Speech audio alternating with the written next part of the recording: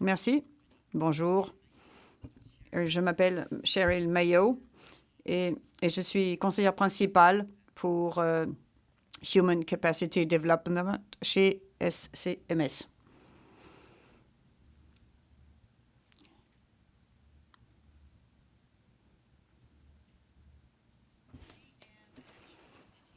Je présente cette présentation donc au nom de mes collègues du programme du Nigeria, Adenike et Adebayo, qui n'ont pas pu voyager.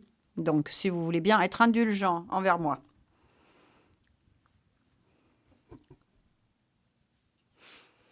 Je vais vous parler de la façon dont le Nigeria a étudié la façon de développer sa main-d'œuvre de la gestion de la chaîne logistique en utilisant une approche à 3 niveaux.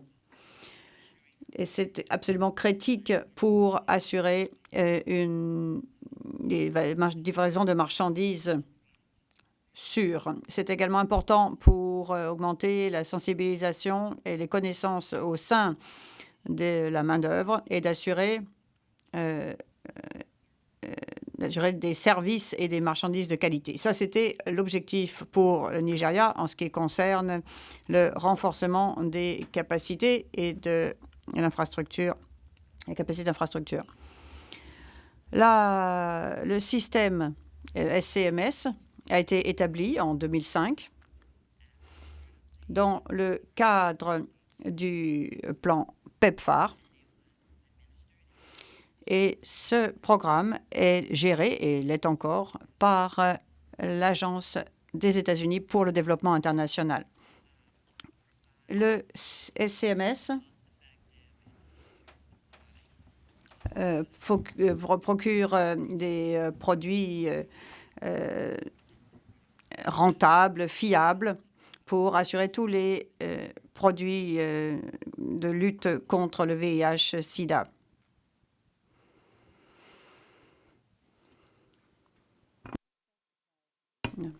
L'accès aux produits de lutte contre le VIH pour le dépistage, le traitement et les soins peut être empêché si le personnel n'est pas bien préparé ou manque de qualification. Cela résulte souvent dans des ruptures de stock et des médicaments expirés.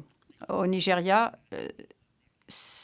SCMS a essayé de mettre en place une capacité en ressources humaines dans le pays. Et ils ont fait cela par 3 modalités d'apprentissage. Il est important pour que la main-d'œuvre de santé se prépare mieux et puisse développer les qualifications nécessaires pour gérer la chaîne logistique. Eh bien, il faut que ce personnel comprenne les connaissances, les qualifications et l'application de ces connaissances. L'approche triple utilisée par le Nigeria, eh bien d'abord, on a fait de la formation initiale qui a été utilisée dans 12 universités.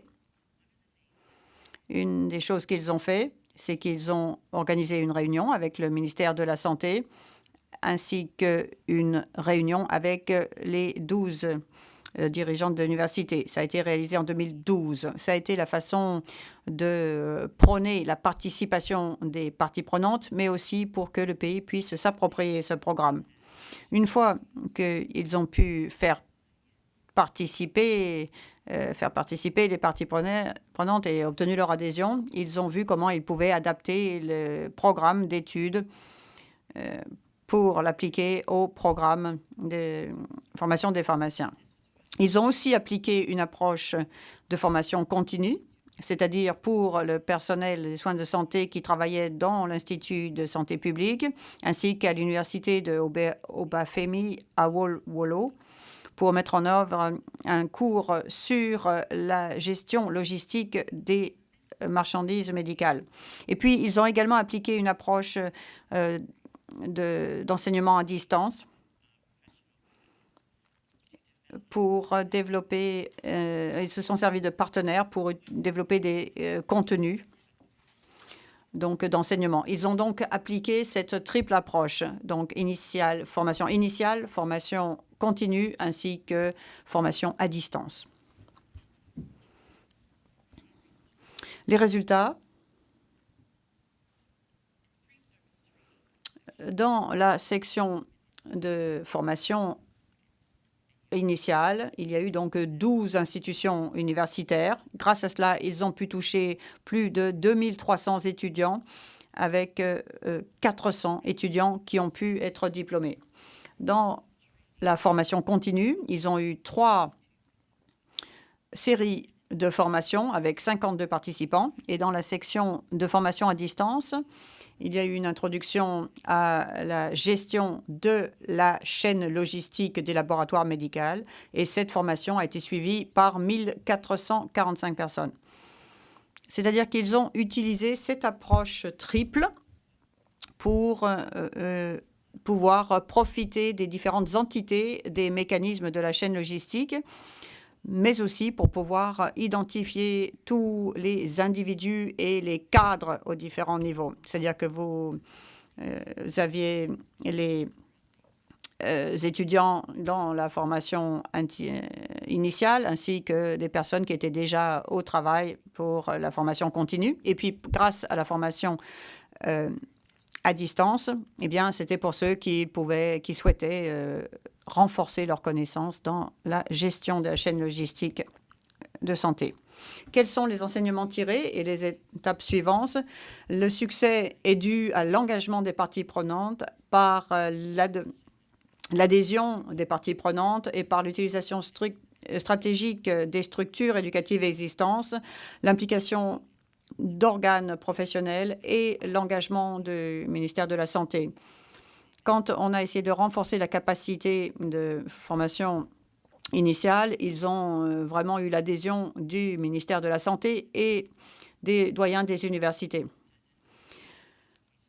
Et ils ont pu identifier aussi donc leurs besoins en formation pour s'assurer de pouvoir les lier, ces 3 approches au sein des organisations qui souhaitaient renforcer les capacités des ressources humaines de la chaîne logistique.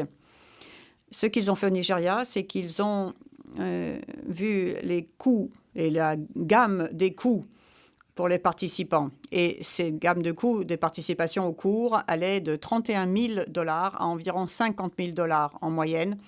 Et ceci doit être répété dans le temps.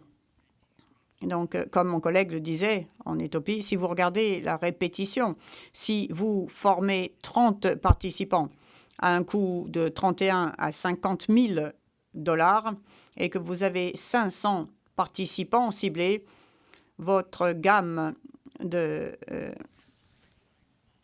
formation va avoir un coût élevé. Donc ça, c'est le coût de la formation initiale. Et puis, on peut obtenir davantage de résultats grâce à la collaboration et l'effet de levier des expertises, par exemple, au cours en ligne de K4Health. Donc, vous voyez là 3 niveaux de formation et de renforcement des capacités pour obtenir des résultats en matière de ressources humaines pour la chaîne logistique de santé. Quelles sont les étapes suivantes au Nigeria? Eh bien, ils vont continuer à élargir le programme pour toucher davantage d'universités, pour toucher les écoles de médecine et les écoles de pharmaciens, mais aussi pour toucher les écoles de santé publique, pour s'assurer qu'ils puissent incorporer leur programme encore plus dans les programmes de 2e cycle et de 3e cycle à l'avenir, notamment pour les programmes de technologie. En résumé, encore une fois, vous avez cette approche triple. Le Nigeria s'est concentré sur un modèle de renforcement des capacités durables et ils ont pensé que cette durabilité pouvait être assurée par la 3 approches. Donc, la formation initiale, la formation continue, et ils ont également fait appel à l'apprentissage à distance comme modèle supplémentaire pour pouvoir intégrer la gestion de la chaîne logistique dans ces programmes.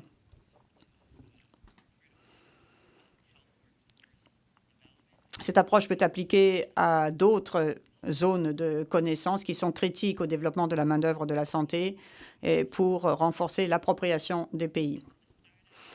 Et avec les coûts de démarrage et d'entretien, cet effort, cette triple approche, s'est avéré capable de réduire les coûts en réduisant la dépendance sur les coûts de la formation sur le tas uniquement. Et dans le temps, la main-d'œuvre de la santé au Nigeria pourra obtenir des compétences en matière de logistique des soins de santé qui permettront de continuer à sauver des vies dans ce pays.